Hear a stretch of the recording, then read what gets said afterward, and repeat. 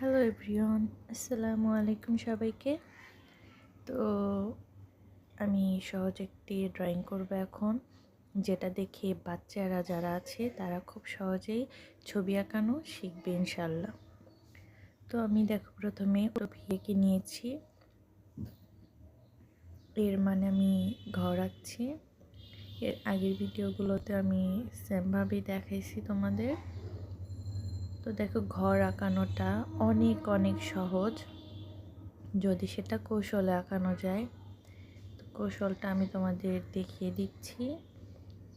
তো আমি দুপাশে দুটো ঘর এঁকে নিচ্ছি।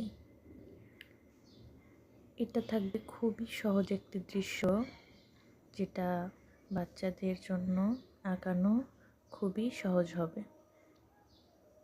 ওরা দেখে খুব সহজেই এটা আঁকতে পারবে। আমি ঘরের জানালা দরজা দিয়ে দিচ্ছি।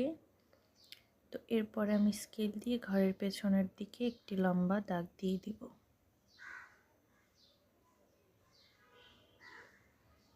এরপরে পেছনের দিকে আমি পাহাড় আঁকবো। দেখো আমি কিভাবে পাহাড়টা আঁকছি।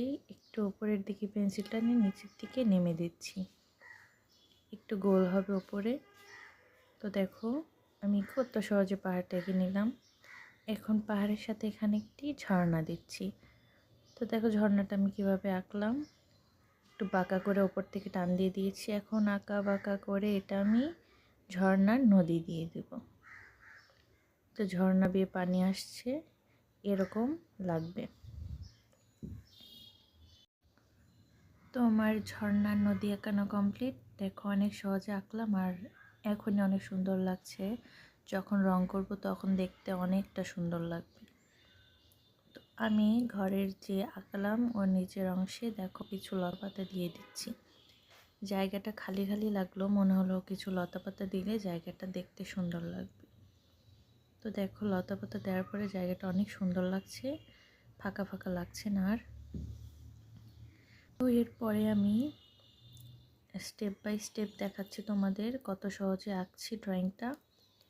তো ঘরের ওপরে আমি গাছ দিয়ে দিব।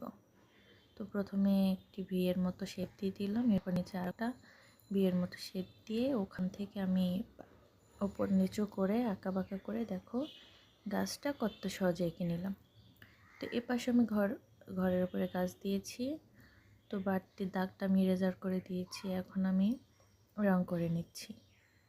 তো আমি সম্পূর্ণ রংটা তোমাদের করে দেখাবো না আজকে, শুধু দেখে দিচ্ছি কিভাবে গাছের রংটা করলাম আর নদীর রংটা। তো আশা করছি তোমাদের এই ড্রয়িং ভিডিও অনেক ভালো লাগে, আর তোমরা এটা থেকে কিছু শিখতে পারবে, আঁকতে পারবে এবং নিজে থেকে নতুন কিছু আঁকা শিখবে।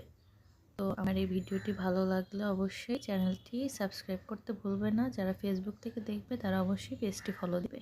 তো এই পর্যন্তই, টাটা, আল্লাহ হাফিজ সবাইকে।